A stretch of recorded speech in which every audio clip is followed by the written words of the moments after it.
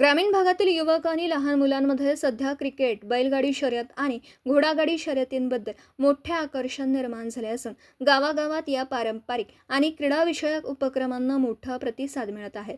सुट्टीचा कालावधी सुरू असल्याने अनेक ठिकाणी मैदानांवर क्रिकेट सामने रंगत आहेत, तर बैलगाडी आणि घोडागाडी शर्यतींमध्येही तरुणांचा उत्साह वाढताना दिसत आहे. पूर्वी ग्रामीण भागातील मुलांचा ओढा पारंपरिक खेळांकडे अधिक होता, मात्र आता क्रिकेटसोबतच बैलगाडी आणि घोडागाडी शर्यतींमध्ये सहभागी होण्याची आवड निर्माण झाली आहे. अनेक युवक स्वतःच्या बैलांची आणि घोड्यांची विशेष काळजी घेत असून शर्यतींसाठी तयारी करत आहेत. गावोगावी भरवल्या जाणाऱ्या स्पर्धांमुळे ग्रामीण संस्कृतीला चालना मिळते.